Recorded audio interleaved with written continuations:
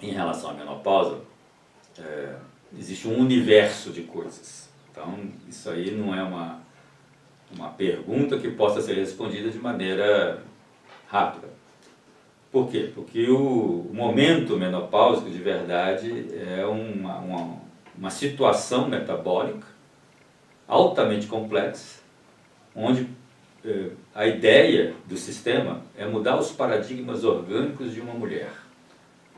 Uma mulher, um ser vivente, extremamente complexo, tanto psíquica quanto emocionalmente, quanto fisiologicamente, muito mais do que o organismo masculino e a psique masculina.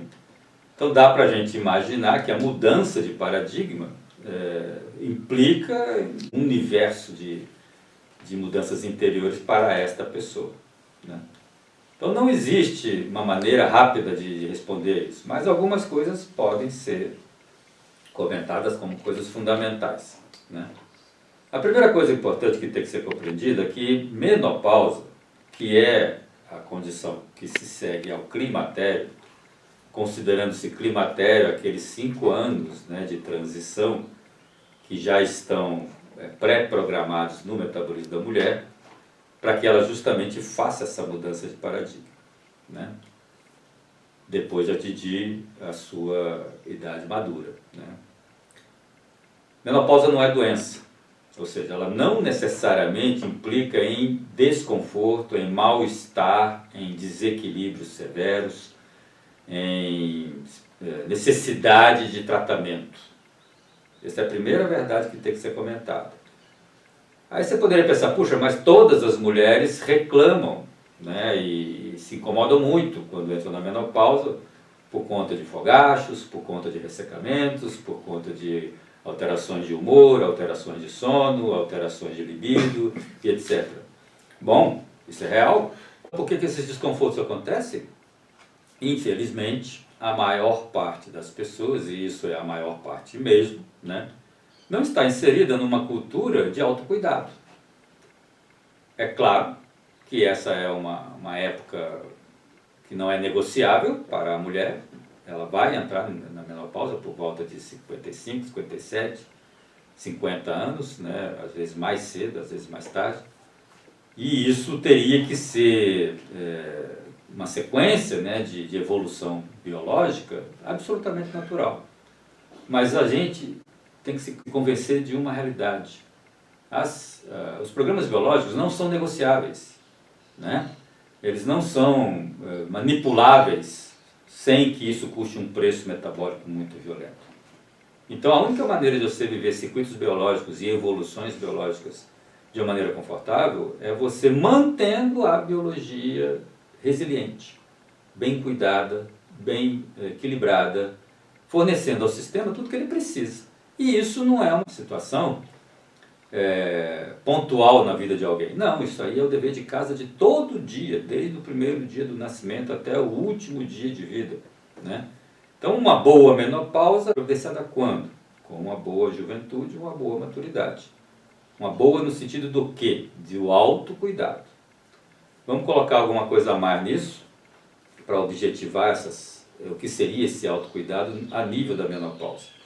A menopausa, como a gente já comentou, é uma mudança de paradigmas metabólicos, então ela é, obviamente, multidimensional no que se refere ao sistema orgânico.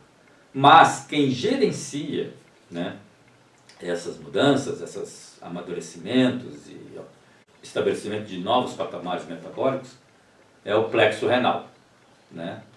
E isso significa, na ponta do processo, uma matriz hormonal em transformação, né? Então, para cuidar desses hormônios, para garantir que eles estejam equilibrados ao longo da vida, nós temos que estar atentos a tudo que o plexo renal precisa para justamente fazer a coordenação da matriz hormonal, né? Veja bem que, né, não é só uma questão de menopausa. Quando a gente fala em hormônios, nós estamos falando simplesmente das ferramentas metabólicas que nós possuímos para gerenciar o nosso metabolismo a vida toda. Então, quem não cuida de plexo renal, quem não cuida dos rins, de verdade, terá problemas em qualquer época da vida por falta de gerenciamento do organismo, né? E isso acontece, né? A maior parte da medicina acontece em volta disso. E não importa se são mulheres ou homens. As mulheres são mais complexas, então elas têm mais eventos, né? Mais complexas metabolicamente e hormonalmente, por consequência. Então elas têm mais coisas para cuidar. Mas isso aí também é válido para qualquer pessoa, em qualquer época da vida.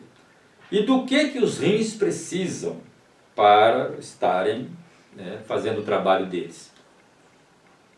Muitas coisas, porque é um plexo extremamente complexo também. Mas podemos, didaticamente, separar pelo menos 3 elementos fundamentais. Primeiro, os rins precisam de água. Eles são um sistema úmido, no sentido de gerenciar as águas que circulam pelo sistema. Isso aí, obviamente, é um simplismo, né, porque tem muita tecnologia orgânica dentro dessa expressão. Né, colocar o sistema renal como sistema úmido e gerenciador das águas, né, é um simplismo que é útil só para introduzir o assunto. Né. Então, a gente precisa ter água na nossa cotidiana. E quanto de água? Vai depender de o que você faz, qual é a tua idade, onde você vive, qual é o seu trabalho e etc. Ou seja, todas as condições que compõem a sua vida vão exigir um determinado volume de água. Genericamente, a medicina postula que o indivíduo vai beber de 1 a 2 litros de água por dia, né? 2 litros para quem vive em locais mais secos, 1 litro para quem vive em lugares mais úmidos, e tudo de acordo com o quê? Com o valor metabólico pessoal. Então não tem como falar um número, você deve beber 2 litros de água por dia. Não, depende de quem é você, de onde você mora, quais são as suas atividades, qual é a sua alimentação, como está a sua psique, enfim, né? Qual é a raça, né? O sexo.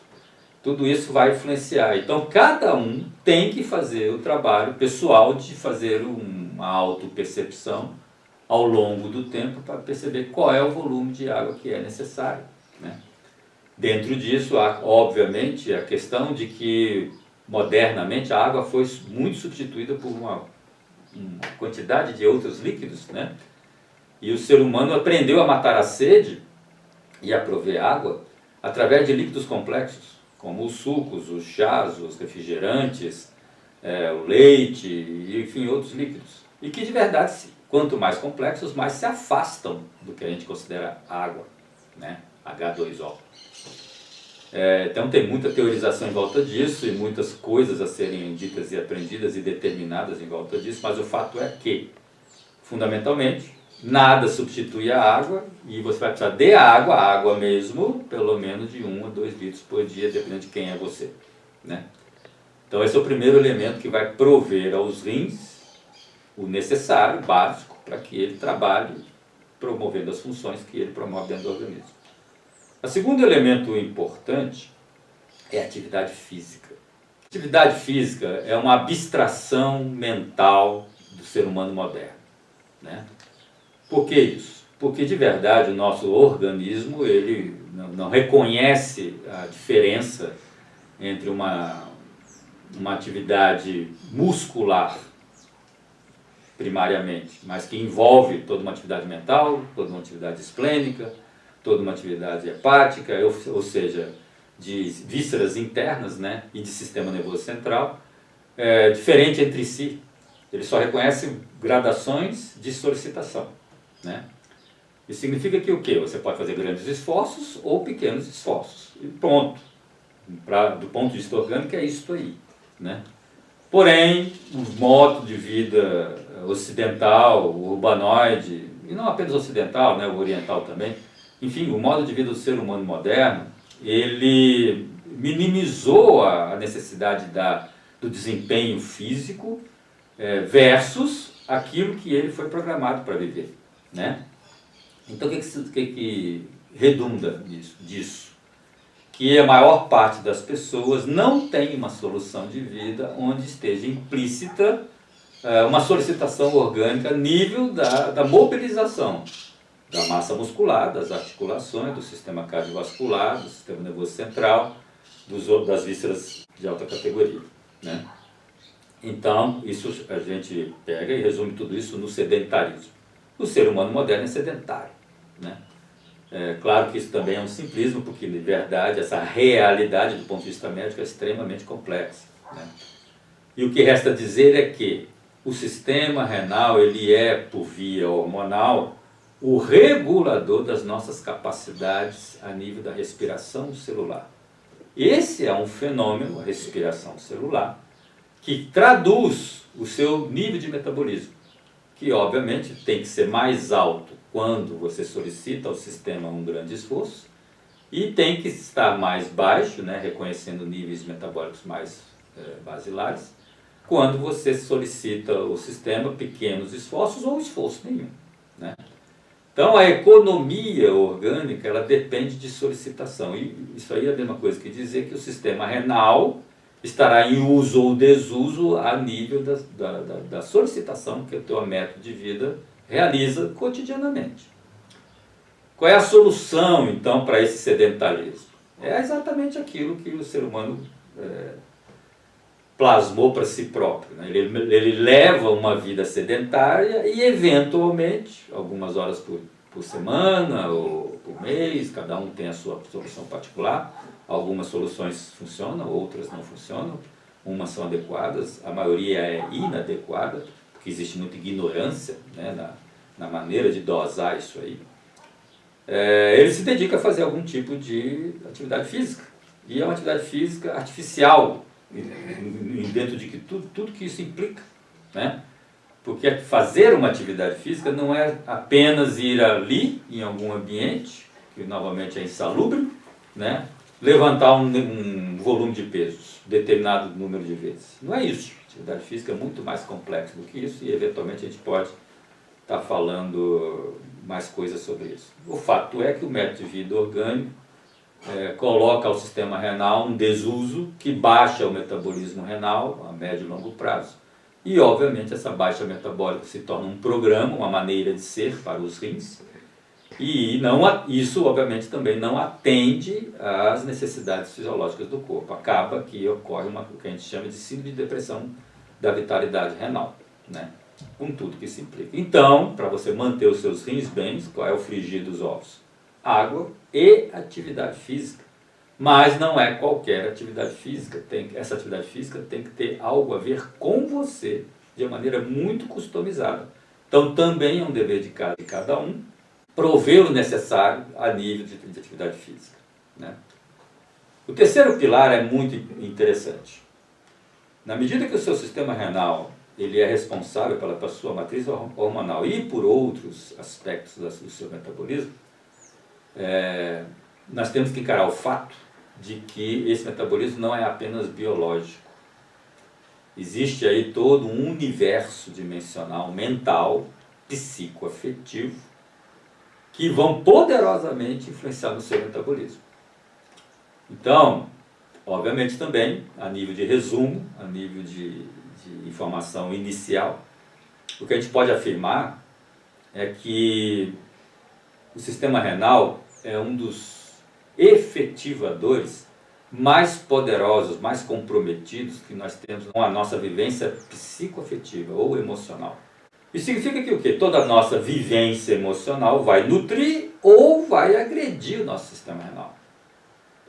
E aí, para ser rápido dentro disso, se é que isso é possível, né, vamos colocar a palavra estresse, né? O conceito de estresse como um nível de solicitação que pode ou não estar compatível com a sua capacidade de desempenho. E, infelizmente, o que a gente percebe é que o método de vida que o ser humano se propõe leva ele a um nível de estresse que está totalmente desparelhado, né? Ele está desencontrado com a capacidade de desempenho de cada um de nós. Resulta o quê? Que a maior parte das pessoas está submetida a um nível de estresse vivencial extremamente mais alto do que aquilo que ela seria programada para administrar, para suportar, para metabolizar, para usar a favor dela, né?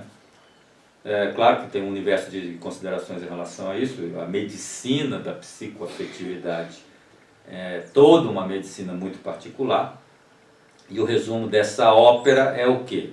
Que os rins são extremamente sensíveis às suas opções psicoafetivas. à maneira como você experimenta a vida do ponto de vista da amorosidade, né? Então, as suas soluções pessoais quanto ao gerenciamento das suas relações, da relação consigo mesmo, da relação com o trabalho, a relação com as suas convicções, seus valores, as coisas fundamentais que compõem a sua personalidade, afetam poderosamente os rins de maneira positiva ou negativa. Então, fechando o pacote, a mulher vai ter uma boa menopausa se ela teve condições de fazer as melhores escolhas no que se refere exatamente a esse sistema renal. E o que a gente percebe, infelizmente, é que a maior parte das culturas modernas não fornecem às mulheres o necessário para que ela possa fazer essas opções. Então, o trabalho todo que tem que ser feito em volta de garantir uma menopausa é tirar as mulheres da ignorância pessoal sobre si própria, né? Do que ela precisa, o que é bom para ela, o que realmente tem a ver com ela, e dentro disso aí ela vai se posicionar. Como última fala, importa perceber que não existe uma medicina única para resolver a menopausa. Por quê? Porque obviamente não tem duas mulheres iguais, não tem duas pessoas que precisam das mesmas coisas, do mesmo jeito, na mesma quantidade. Então as propostas da medicina convencional, por exemplo, a nível da reposição hormonal, per si são fadadas ao fracasso na sua maior apresentação, em que pese a haverem pessoas, né, mulheres, que se beneficiem muito, né, da reposição hormonal, que se sentem melhor, e não tem iatrogenia, né, não tem efeitos colaterais indesejáveis, etc. E também existe uma população gigantesca de mulheres que não passam bem, que pelo contrário entram em grupo de risco para doenças degenerativas, que ficam extremamente lesionadas por essa técnica médica, né, por esse, na verdade eu chamo de arroubo médico, né, de tentar coordenar a fisiologia de um organismo extremamente complexo, mexendo numa caixa preta chamada sistema endócrino, né, onde nem os grandes especialistas, né, se arvoram o conhecimento necessário para estar mexendo nessa caixa preta, sem que isso tenha um custo biológico importante para a pessoa que está sendo alvo dessa abordagem, né? Então essas propostas terapêuticas, que inclusive tendem a ser basilares para um grande grupo de pessoas, né, simplesmente são de dificílima ou praticamente impossível equilibração do ponto de vista de se isso ser compatível com a saúde. É assim que a medicina tradicional vê isso.